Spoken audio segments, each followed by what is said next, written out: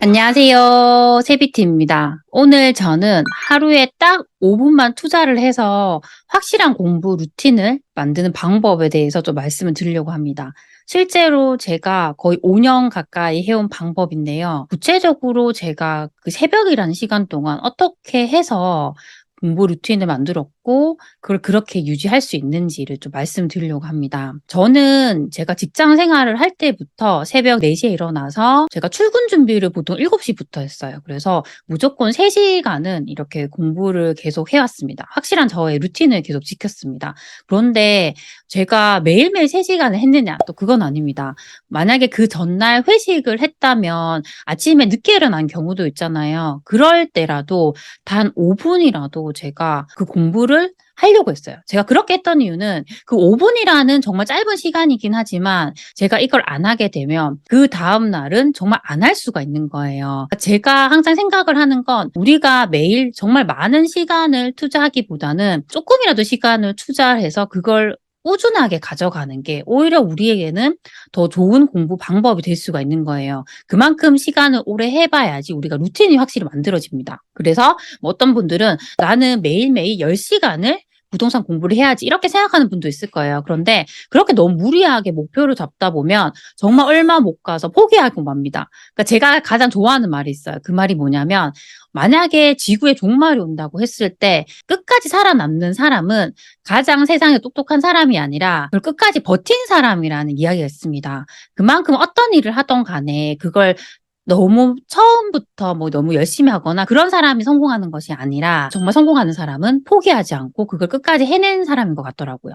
그러니까 제가 저희 아이들을 이제 공부를 집에서 계속 시켰어요. 저희 첫째 아이가 초등학교 1학년 때부터 지금 5학년인데 거의 5년 가까이를 집에서 공부를 시켰습니다. 그중 하나가 영어 공부였어요. 저는 지금도 영어를 학원에 보내지 않고 집에서 이렇게 공부를 시키고 있습니다. 그때 제가 했던 방법은 단 5분만이라도 우리가 영어 원서를 같이 읽어보자라고 해서 이렇게 그렇게 했어요. 그래서 이제 저희 아이가 보는 책이 챕터북이라고 해서 안에 그 그림이 하나도 없고 다 이제 빡빡하게 영어로 되어 있는 문장이에요.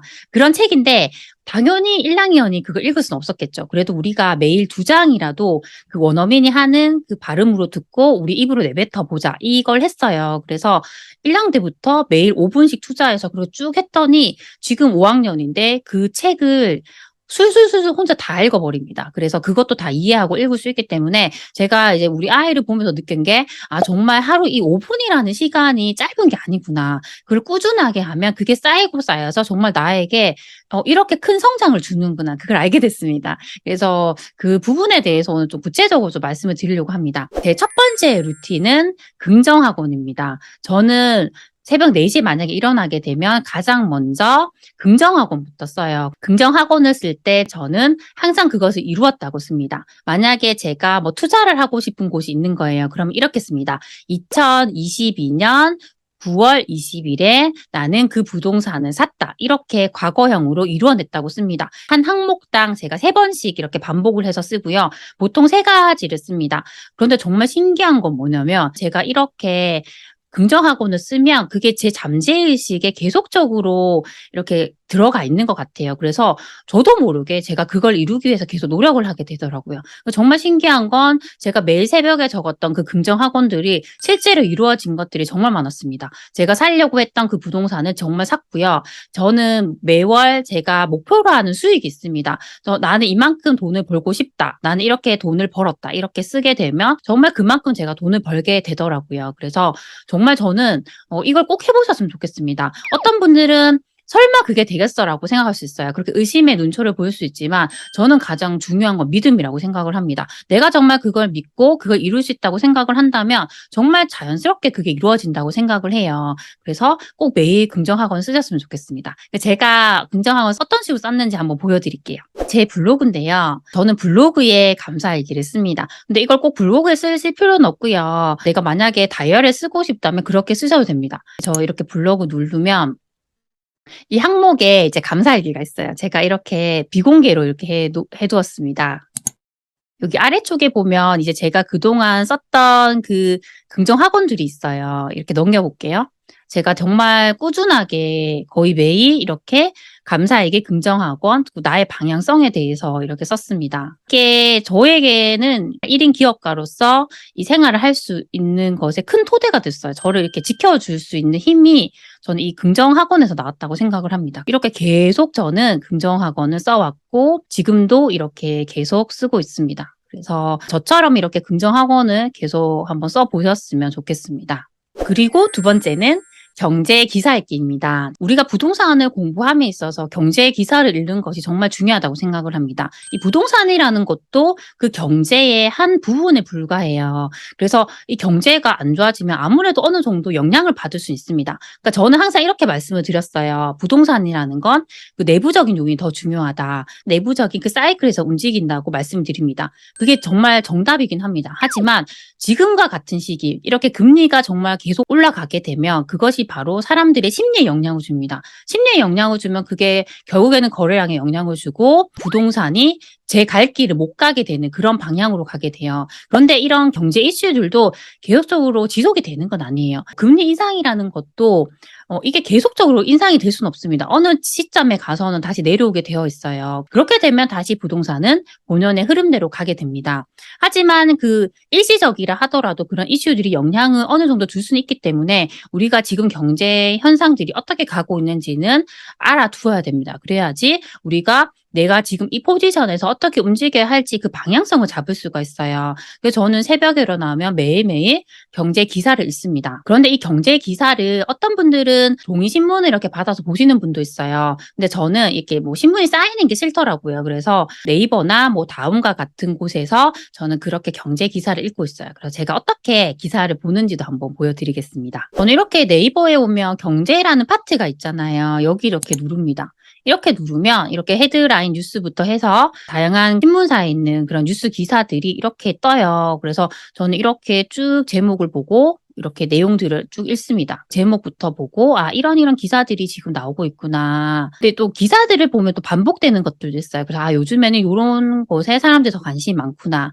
지금 뭐 원달러 환율이 1,500원 넘을 수도 있다. 뭐 이런 내용들도 있고요. 지금 뭐 집값이 반토막된 세종시의 집주인들은 패닉이 되었다. 세입자도 없어서 난리다. 이런 내용도 있고 뭐 서울 아파트도 무너졌다. 이런 좀 부정적인 기사들이 아무래도 많은 것 같아요.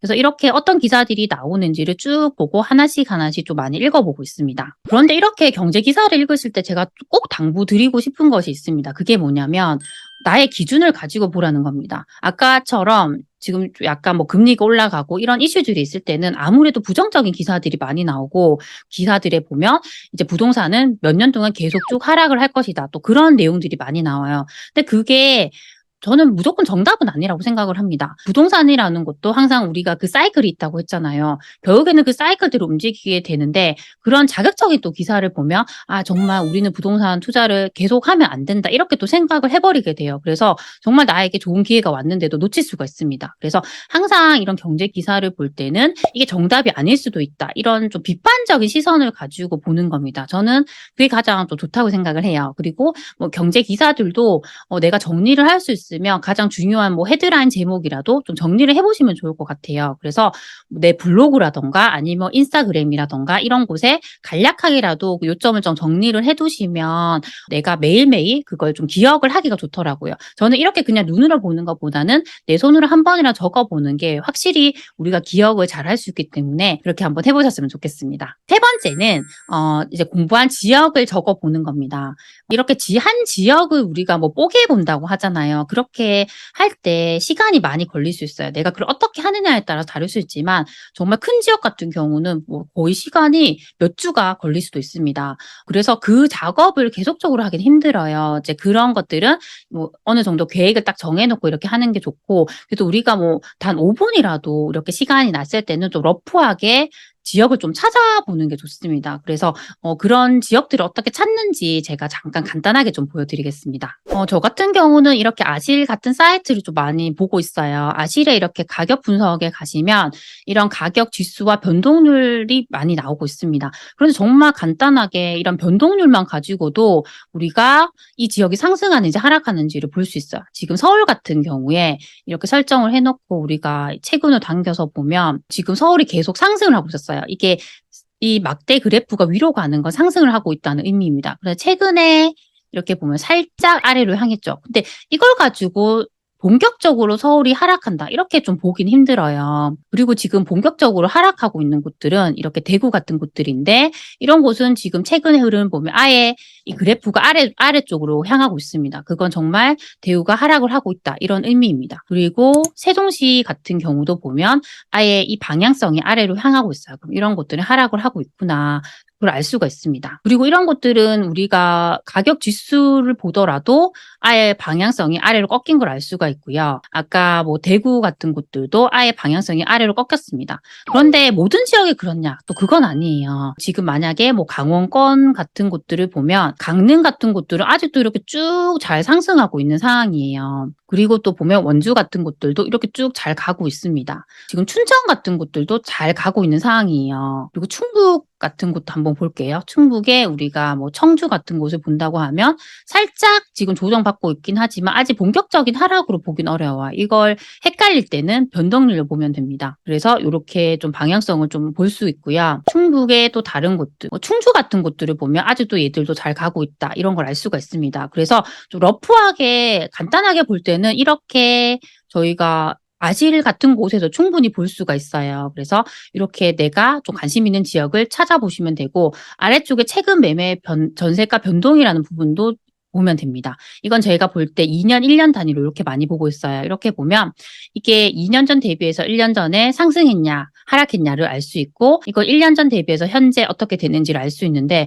아직 서울은 플러스예요. 그래서 지금 하락을 한다고는 좀 보기 어려운 상황입니다. 근데 대구 같은 곳들은 확실히 다르죠. 2년 전 대비해서 1년 전은 이렇게 상승이었지만 지금 마이너스로 지금 확실히 하락을 하고 있는 상황이에요. 아까 봤던 세종시 같은 곳들도 보면 2년 전 대비 1년은 상승을 하고 있었지만 지금은 하락을 하고 있습니다. 이렇게 지역을 찾을 수 있습니다. 그래서 만약에 전남 같은 곳들 보면 지금 목포 같은 곳들은 지금 현재 이렇게 상승을 하고 있어요. 그런데 여수는 하락을 하고 있고 광양시는 하락을 하고 있습니다. 그래서 지역마다 지금 흐름이 다른 거 우리가 확인을 했어요. 이렇게 하면서 우리가 지역을 찾아볼 수가 있습니다. 이렇게 러프하게 보시면 정말 5분이라는 시간만 투자하셔도 충분히 관심 지역을 찾을 수 있어요. 그래서 이렇게 한번 해보셨으면 좋겠습니다. 그리고 네 번째는 그럼 오늘 내가 공부한 사이트나 유튜브 채널 같은 걸 한번 적어보는 거예요. 뭐 에버노트라던가 뭐 내가 다이어리 같은 게 있으시면 그런 곳에 내가 어떤 채널을 봤는지 적어두시면 다음에도 쉽게 이제 그걸 확인하고 그 채널에 들어가서 보실 수가 있잖아요. 그래서 아까 제가 보여드렸던 아실 같은 사이트도 적어두시면 또 용이하게 다음에도 쓸 수 있는 것 같아요. 정말 요즘에는 무료로 활용할 수 있는 그런 플랫폼이 너무 많은 것 같아요. 뭐 정말 예를 들면 아실이나 부동산 지인, 호갱노노, 네이버 부동산 이런 것들도 다 무료 다 볼 수가 있고요. 한국부동산원 사이트에서는 매매 가격 지수를 또 무료로 볼 수가 있습니다. 그래서 너무 좋은 플랫폼이 많이 있습니다. 그리고 유튜브 채널 같은 경우에도 우리가 부동산을 키워드로 이렇게 검색을 하시면 정말 많은 채널이 있어요. 그러면 이제 그 안에서 내가 정말 신뢰할 수 있는 채널을 찾아야 되는 겁니다. 그러면 이제 계속적으로 그 채널을 좀 몇 개를 정해놓고 계속 쭉쭉쭉 보시는 거예요. 근데 현재 영상을 보시는 게 아니라 이제 과거 영상도 같이 보는 거예요. 그래서 이 채널에서는 정말 과거부터 현재까지 일관되게 이런 이야기를 하고 있구나. 그런 생각이 드는 채널이 있다고 하면 이제 그런 걸 구독을 하시고 지속적으로 계속 보는 겁니다. 그래서 좋은 채널이 있으면 이렇게 적어두시고 계속 보시면 정말 도움이 될 것 같습니다. 그리고 다섯 번째는 세금 정보입니다. 그러니까 세금 같은 경우는 막연하게 너무 어려워서 나는 모르겠다 이렇게 포기하는 분도 많고요. 세금에 대해서 너무 막연하다 보니까 지금 같은 시기에는 정말 투자를 하면 안 된다고 생각을 하고 시도도 해보지 않고 포기하는 분들도 상당히 많더라고요. 그래서 어느 정도 내가 세금에 대해서 알아야지 대응을 할 수가 있습니다. 그래서 세금 같은 경우도 정말 뭐 블로그나 유튜브 채널에 좋은 채널이 너무 많이 있어요. 제가 자주 보는 채널은 제네시스 박님의 채널입니다. 이제 이분 같은 경우는 블로그도 운영하시고 그리고 유튜브 채널도 운영하세요. 그러니까 요즘에 이슈가 되는 세금이 있으면 항상 기사를 가지고 와서 이렇게 많이 알려주십니다. 그리고 미네르바 올빼미 같은 이제 분도 계세요. 그런 분은 보통 블로그를 많이 운영하세요. 그래서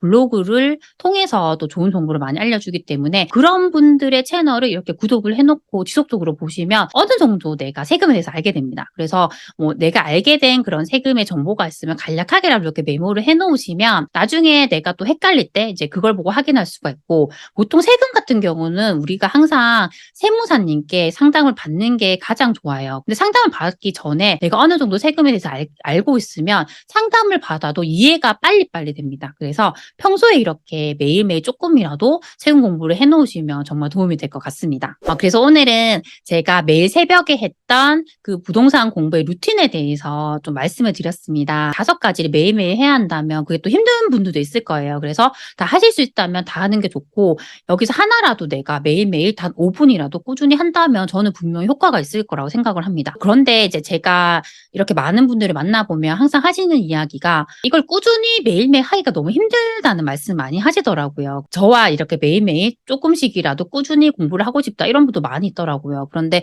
제가 그 모든 분들과 함께 할 수는 없잖아요. 이제 그걸 고민하다가 제가 이번에 이제 이런 내용을 가지고 책을 이제 내게 됐습니다. 잠깐 그 책을 한번 보여드릴게요. 네, 이 책인데요. 채비티의 1일 1부동산 투자 인력이라는 책입니다. 근데 이 책은 어떤 책이냐면 그 아까 제가 말씀드린 그 5가지에 대해서 이제 공부를 스스로 하시고 메모를 해보는 약간 다이어리 형식으로 되어 있어요. 그 책 내용을 잠깐 보여드릴게요.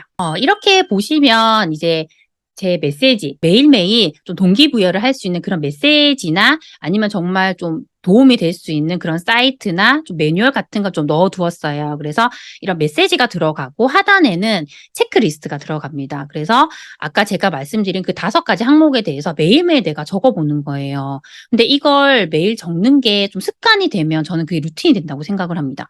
제가 예전에 이제 새벽 기상을 너무 하고 싶어서 그 루틴을 좀 만들려고 했어요. 그래서 그걸 한 3개월 이상 꾸준하게 하다 보니까 그게 저의 습관이 되더라고요. 근데 이게 습관이 되면 힘들지가 않아요. 근데 이 습관으로 만들기까지 그때까지가 저는 가장 힘든 것 같습니다. 그래서 아무래도 그런 루틴을 만들려면 내가 매일매일 꾸준히 할 수 있는 강제성이 필요하잖아요. 좀 그게 필요하실 것 같아서 이 책을 내게 됐어요. 내가 그래도 이런 책이 있고 좀 강제성이 있으면 꾸준하게 부동산 공부를 하실 수 있을 것 같아서 좀 소개를 해드리려고 합니다. 그래서 여기도 적혀 있지만 매일 단 5분, 정말 5분이라고 생각을 하면 어떤 분들은 이 시간이 아무것도 아니라고 생각하는 분도 분명히 있을 거예요. 하지만 저는 그 5분이라는 시간이 쌓이고 쌓이면 정말 크다고 생각을 합니다. 그래서 이게 너무 내가 많이 하려고 하지 말고 너무 열심히 하려고 하지 말고 매일매일 내가 조금이라도 꾸준히 해보자 이런 생각을 가진 분들이라면 확실하게 내가 그런 루틴을 만들 수 있고 경제적 자유를 이룰 수 있다고 생각을 합니다. 그래서